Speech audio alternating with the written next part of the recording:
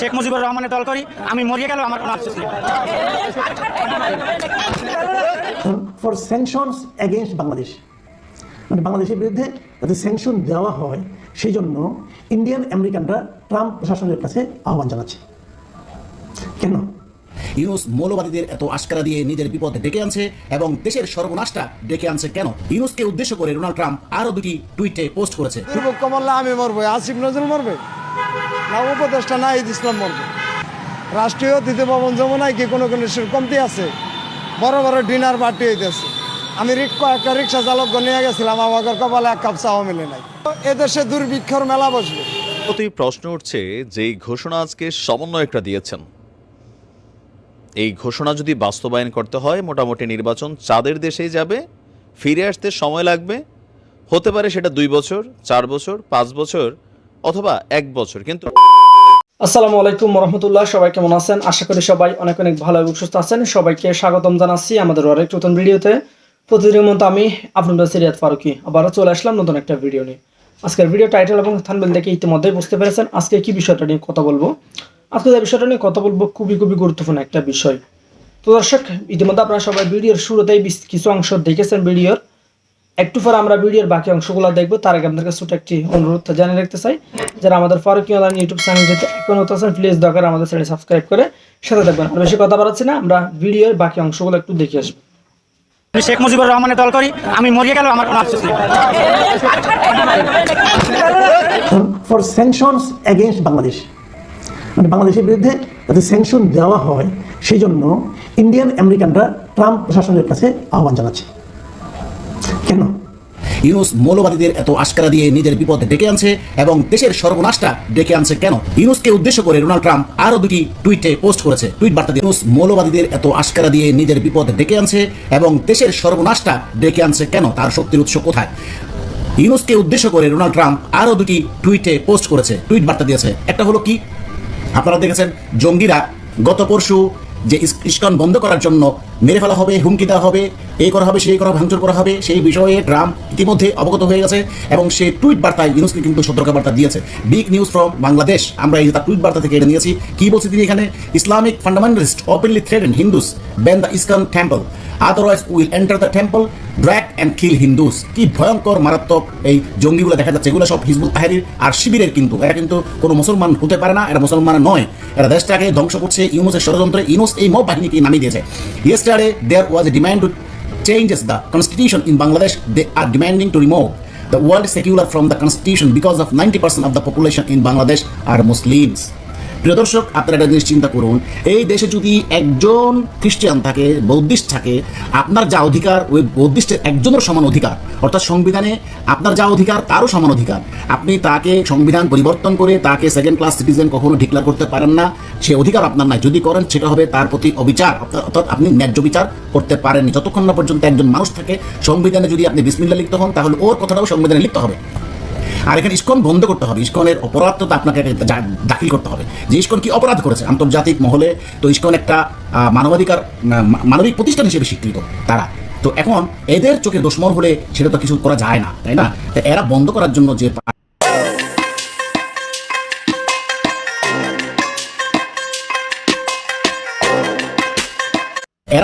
জন্য যে পায়তারা করছে, এদেরকে যে ধরনের হুমকি দিচ্ছে, সারা বিশ্বের মানবাধিকার সংস্থাগুলো কিন্তু নড়েচড়ে বসেছে। এদের যে ভয়ঙ্কর হুমকি, অথচ ইউনুস বসে আছে এদের বিরুদ্ধে ব্যবস্থা নিবে। অবশ্যই এদের বিরুদ্ধে ব্যবস্থা ইউনুস কি নিবে? ইউনুস তো এদেরকেই নামিয়ে দিয়েছে, কারণ ইউনুস এদের দ্বারা এদের উপর ভর করে এখন ক্ষমতায় টিকে আছে। ইউনুসের সাথে বিএনপিও নয়, আওয়ামী লীগ নয়, আশাকে হেফাজত, হিজবুত তাহরির, জামাত ইসলাম, অর্থাৎ জঙ্গিগুলো সব ইউনুসের সাথে। ইউনুস এখন পুরোদমেই জঙ্গি হয়ে গেছে। তাহলে ট্রাম্প যে এই বার্তাগুলো দিচ্ছে, একদিন 2 দিন আপনাকে সতর্ক করছে, পরবর্তীতে তো ট্রাম্প অবশ্যই আপনার বিরুদ্ধে ব্যবস্থা নেবে। আপনাকে যদি কালকে স্যাংশন দেয়, বাংলাদেশে মানুষের মাংস মানুষ খাবে, এই অবস্থায় পর্যায়ে চলে যাবে।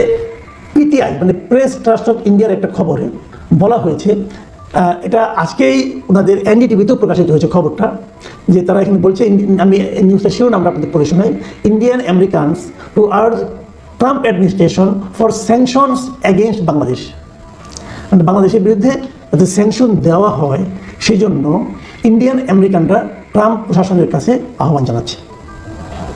কেন? এই নিউজটা ভেতরে পড়লে আমরা দেখতে পাই যে আমেরিকান ইন্ডিয়ান প্রশাসনের খুবই গুরুত্বপূর্ণ একজন ব্যক্তি, তার নাম হলো ডক্টর ভারত বড়াই। এই ভদ্রলোক ভারতীয় আমেরিকান কমিউনিটির একজন নেতা।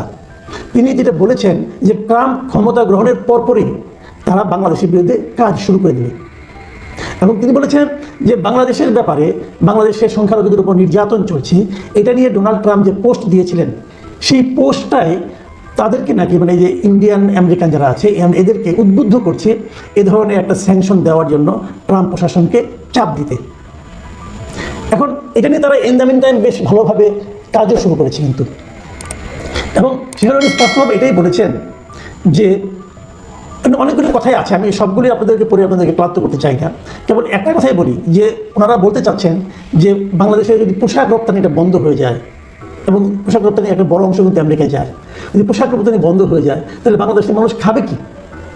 তার ভাষ্য অনুযায়ী 80% ব্যবসায়ী বাংলাদেশের হয় এই পোশাক রপ্তানি থেকে, পোশাক শিল্প থেকে। এবং একটা বড় কথা ডক্টর ভারত বড়াই বলেছেন, সেটা হলো উনি বলেছেন যে ডক্টর মোহাম্মদ ইউনূসের যে সরকারটা দেশে এখন আছে এটা আসলে একটা পুতুল সরকার, মানে পাপেট গভর্নমেন্ট, উনি এইভাবে উল্লেখ করেছেন। এটা আসলে কন্ট্রোল করছে মিলিটারিটা। এবং উনি বলছেন যে মানে আমি ওনারটা পড়ে শোনাই আপনাকে, it is really the army that is in control of the country, মানে আর্মি এই দেশটাকে এখন কন্ট্রোল করছে। আসলে এই কথাগুলো বলা হয় কেন? এই কথাগুলো বলা হয় যে আমেরিকান যে গভর্নমেন্ট আসতেছে তাদেরকে প্রভাবিত করার জন্য। মানে আমেরিকান গভর্নমেন্ট যদি বলা হয় যে অমুক দেশটাতে আসলে কোনো ধরনের ডেমোক্রেসি নাই, গণতন্ত্র নাই, এবং এই দেশটাকে আসলে আর্মিরা কন্ট্রোল করছে, সামনে যাদেরকে আপনারা দেখতে পাচ্ছেন তারা আসলে পুতুল সরকার, এই কথাগুলো যদি বলে তখন কিন্তু আর ওই গভর্নমেন্টের মাথায় যে ব্যক্তিরা আছেন তিনি যদি একটু মাথামোটা টাইপের লোক হন তাহলে কিন্তু ওনারা একটা বড় ধরনের অ্যাকশনে চলে যেতে পারে। ট্রাম্পকে আপনি যেভাবেই দেখেন না কেন। সম্মানিত দর্শক, আপনারা জানেন অন্তর্বর্তীকালে সরকার স্বভাবতই প্রশ্ন উঠছে যেই ঘোষণা আজকে সমন্বয়করা দিয়েছেন, এই ঘোষণা যদি বাস্তবায়ন করতে হয় মোটামুটি নির্বাচন চাঁদের দেশেই যাবে, ফিরে আসতে সময় লাগবে, হতে পারে সেটা 2 বছর, 4 বছর, 5 বছর অথবা 1 বছর, কিন্তু প্রথম মেয়াদের যে সময়টা এটা এক ধরনের অসম্ভব। নির্বাচনের জন্য বিএনপির স্ট্যান্ড শক্তভাবে আমরা দেখছি। অপরদিকে সমন্বয়কদের সাথে বিএনপির কিন্তু একটা আভ্যন্তরীণ দ্বন্দ্ব একদম প্রকাশ্যে। সমন্বয়ক প্লাস জামাত একটা টিম, বিএনপি আলাদা আরেকটা টিম হিসাবে যখন কাজ করছে, সরকারকে হয়তো প্রেসার দিতে পারছে বিএনপি, কিন্তু সমন্বয়কদের কিভাবে দিবে? সোজা বলেই দিছে বাচ্চারা আপনাদের পদ ভাগাভাগির জন্য আরেকটা ভোটের জন্য জীবন দেয় নাই। এখন আজকে একটু আগে যেই চাঞ্চল্যকর অবস্থান সমন্বয়কদের, সেটা কিভাবে আসলে সলিউশন হবে? যদি তারা এই কথায় অনড় থাকে তাহলে নির্বাচন লম্বা সময় আটকে যাবে। তাদের বক্তব্য হচ্ছে আজকে আপনার এই বৈষম্যবিরোধী ছাত্র আন্দোলনের অন্যতম আহ্বায়ক হাসনাত আব্দুল্লাহ, তার বক্তব্য হচ্ছে যে 5ই আগস্ট পূর্ববর্তী সময়ে এই কি বলে যে অভ্যুত্থানকে কাজে লাগানোর জন্য বা এই ঘটনাকে বাস্তবায়িত করতে যাদের হত্যা করা হয়েছে, যাদের জীবন গিয়েছে, যারা আহত হয়েছে, প্রত্যেকটা ঘটনার বিচার হতে হবে। আর কোনো ঘটনার বিচার হওয়ার আগ পর্যন্ত একটা ঘটনারও নির্বাচন হতে পারে না। কি পরিমাণ ক্ল্যাশ ওয়ার্ড এখানে চলে আসছে। এখন ধরেন এই ঘটনাগুলোতে ছাত্রদের বক্তব্য প্রায় 1,500-2 হাজার মানুষ মারা গেছে, এর পাশাপাশি 250,000 আহত হয়েছে, গ্রেপ্তার হয়েছে। এখন যদি এগুলাকে সরকার বিচারিক প্রক্রিয়ায় নিয়ে বিচার করতে চায় নির্বাচনের আগে, তাহলে নির্বাচনটা আপনার কি মনে হয় যেটা কি 2, 4, 6 মাস সম্ভব? অর্ধেক আসামি তো দেশের বাইরে, যারা বড় বড় হুকুমদাতা, আবার যারা ধরেন কিলিং মিশনে নামছিল অথবা আহতর মিশনে নামছিল, এরা হচ্ছে গা ঢাকা দেওয়া আছে, পলাতক। আবার যে মামলাগুলো হয়েছে সেই মামলাগুলো নিয়ে সরকারের খোদ আইন উপদেষ্টা আসিফ নজরুল তিনিও বলছেন, সার্জিস্টও বলছেন যে আহত বা নিহতদের ঘটনায় মামলা বাণিজ্য চলছে। তাহলে একটা মামলার মধ্যে প্রকৃত আসামি কারা, এইটারে নিয়ে তো আরও একটু সময় বর্ধিত হয়ে গেল। একটা না, হাজার হাজার ঘটনায় ভুয়া মামলা তৈরি হয়ে গেছে। এখন এই ভুয়া মামলার মধ্যে 98% আওয়ামী লীগের নেতাকর্মীর নাম পড়ছে, আর এগুলোর পিছনে গুটি লাড়ছে বিএনপি, বেশিরভাগ জায়গায়, কিছু জায়গায় জামাতও লাড়ছে। তো এখান থেকে আপনি কাদের বিচার করবেন, কিভাবে বিচারটাকে এত অল্প সময়ের মধ্যে করবেন, বা 6 মাস, 1 বছর, 2 বছরে এগুলো সম্ভব হবে? আমরা যদি ধরেও নেই যে এই বিচারটার জন্য আলাদা একটা ট্রাইব্যুনাল গঠন করা হবে, স্বাভাবিক বিচারিক প্রক্রিয়ায় এই বিচার করতে গেলে এই মুহূর্তে সারা বাংলাদেশের আদালতে কয়েক লক্ষ মামলা পেন্ডিং আছে। তো এগুলোর তো ভাই শুনানি আসতে আসতে যাবে 10 বছর।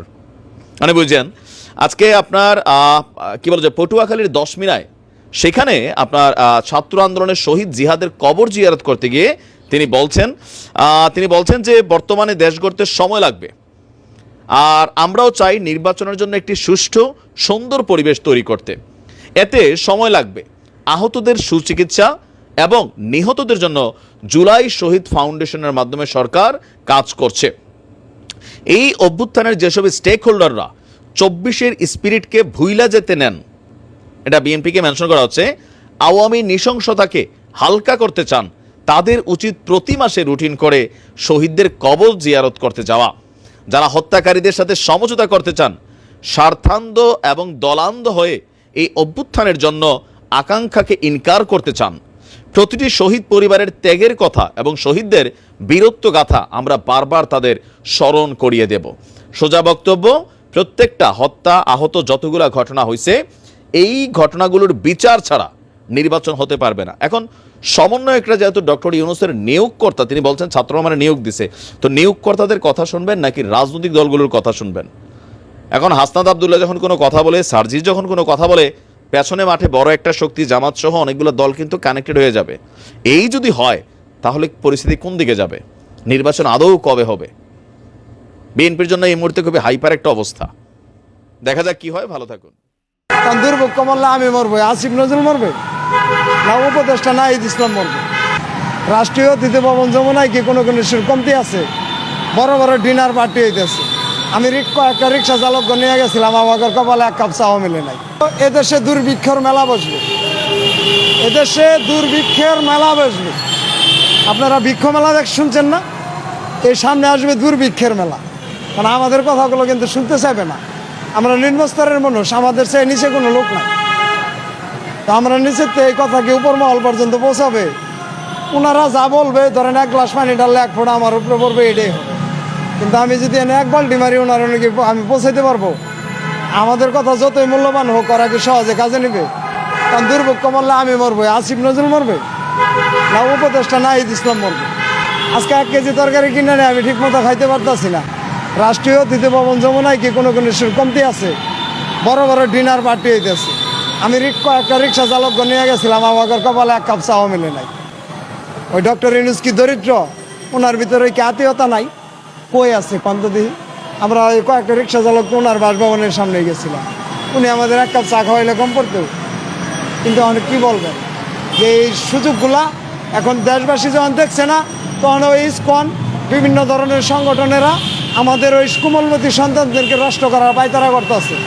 তারা নিয়ে শ্রীরামের নাম শিখাবে না, তারা নিয়ে কিশোর গ্যাংয়ে দিব, কিশোর গ্যাংয়ে দিয়ে ওই অস্ত্র ধরাই দিব, বুঝছেন? ওই দেশ যে শান্তি সম্প্রীতি, এটা নষ্ট করার অন্যতম একটা পায়তারা। ওই যে আমাদের দেশে যে মানবাধিকার আছে না, এই মানবাধিকার প্রতিষ্ঠা হয়েছে রিক্সা চালকদের বুকের ওপর পাড়া দেয়া। ওটা হলো অস্ত্র বেচা মানবাধিকার, আর এই বাংলাদেশ হলো শ্রম বেচা। আমাদের শ্রমিকরা বিদেশে কাম করতে যায়, তো ওই অস্ত্র বেচা মানবাধিকার এই দেশে প্রতিষ্ঠা করার কারণে এই রিক্সা চালকরা মানবাধিকার বঞ্চিত। এই কথাগুলো কি দেশবাসী শুনবে না? দেশবাসী দেখবেন এবার কি কমেন্ট করে, এবার কব রিক্সাওয়ালা বাঁচা, যে রিক্সাওয়ালা বেশি কথা বলে। দর্শক, এই বিষয়টা নিয়ে আপনার মতামত জানতে চাই, কমেন্ট সেকশনে জানাতে ভুলবেন না। আমাদের চ্যানেলে নতুন থাকলে চ্যানেল সাবস্ক্রাইব করে সাথে থাকবেন। এই বিষয়টা নিয়ে আপনার প্রতিক্রিয়া দ্রুত কমেন্টে জানাবেন। দেখা হবে না কোনো ভিডিওতে। ভালো থাকবেন, সুস্থ থাকবেন। আল্লাহ হাফেজ।